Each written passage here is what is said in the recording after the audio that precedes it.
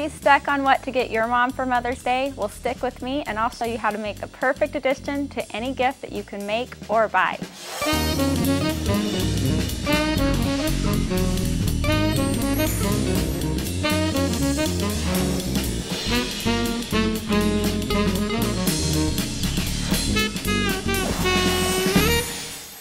Hi, I'm Christina with My Pages Talk, and I'm excited to be here today to show you how to create this beautiful tin with a few extra bells and whistles for Mom. The first thing that we're going to do is decorate the voice recorder that's going to go on the front of this tin. Now this is a 30-second voice recorder from My Pages Talk. Remember, it's got an acid-free paper cover that can be embellished and decorated to go with any project that you're trying to create. So the first thing that we're going to do is do something totally beautiful and something I haven't showed you how to do before. We're going to gold leaf the recorder. This glue pad from Stewart Superior is great because you can use it on any type of surface and then anything can adhere to it. Glitters, powders, chalks. Also, it comes in a variety of different colors. The first thing we're going to do is glue the top of the recorder all over the acid-free paper cover. You want to make sure you get it well covered so the gold leafing will stick. We're also going to do it on all of the sides. Now once that's been wetted down well with the glue, we're going to heat it up. Now it's important that you heat it for at least 20 seconds. You cannot overheat this glue. However, you can underheat it. So you can kind of see it change sheen as you're doing it, and you just want to make sure that it looks like it's all dried up. Oh, I'm so sorry I forgot you were there. I forgot to tell you, no matter how long you leave this glue after you've set it, you don't have to worry about it losing its tackiness. So if you're not ready to adhere your stuff right away, it's not going to ruin it. We've dried this completely and it's been sitting here and it's ready for our gold leafing.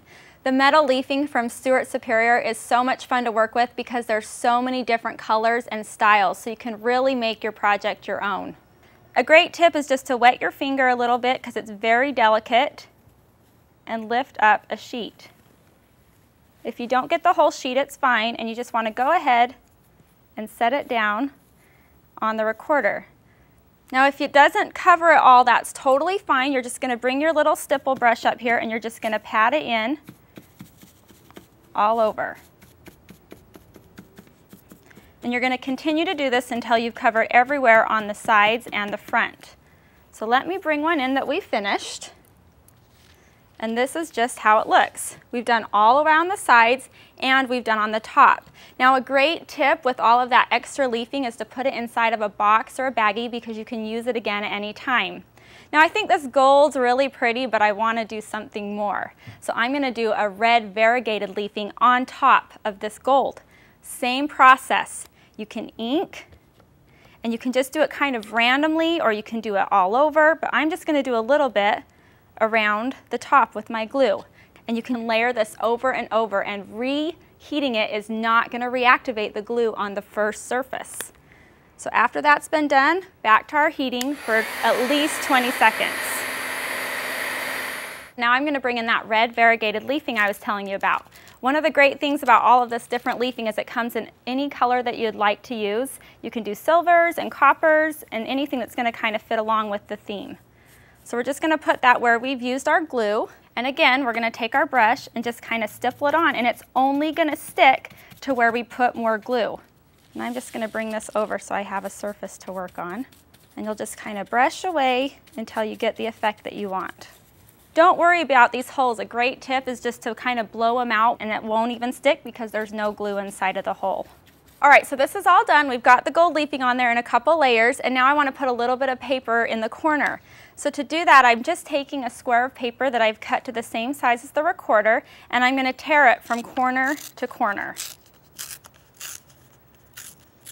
I'm a big layerer, so I just want to have a lot of different layers on there. Now that white's pretty stark, so earlier I went ahead and inked on there so that it doesn't stand out quite so bold.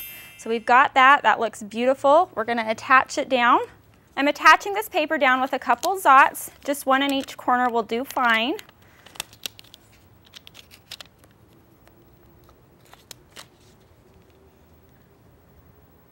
And stick it on. So I said I like to layer, so we're going to do one more layer on top of this voice recorder, and we're going to use the glue pad yet again, but this time we're going to adhere glitter to the glue. So I'm going to bring my glue pad back in and ink this letter M. All right, so I will just turn this so you can see it perfectly, and we're going to put our M right down here. Now notice how it's coming off the paper. That's just fine. So we've got our M on here. The trick to remember when you're using the glitter with the glue pad is that instead of heating the glue before you put something on, you're going to heat the glue after you have the glitter on. So we've got our M on here. Let's bring a tray so that we can keep this knot from making a huge mess. And we will just sprinkle some glitter right over the top of our M. Again, don't worry about it getting down in the holes because we can blow it right out. And now we're simply going to tap off the excess. Now it's important that you heat it for at least 20 seconds. Okay, that's all heated up. I'm going to set this aside and we're going to make that beautiful sparkly tag that you saw on the tin at the start.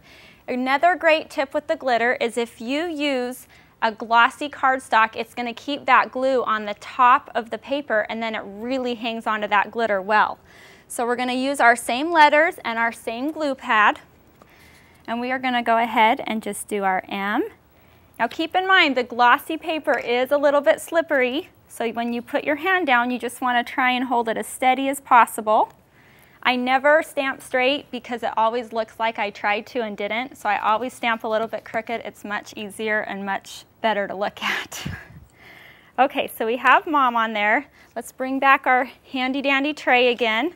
And remember, like I said, we're going to heat after, not before like we did with the gold leafing. So same thing, we're just going to dump this glitter right on here. You want to make sure you cover it well. And don't worry, I'll show you a trick to get rid of all of that extra. Again, we're going to heat this for 20 seconds.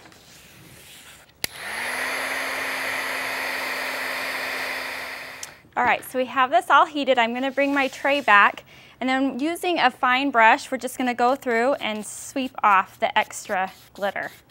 Something really cool you can do with these glitters from Stewart Superior is mix them with other colors and get a really unique and original look.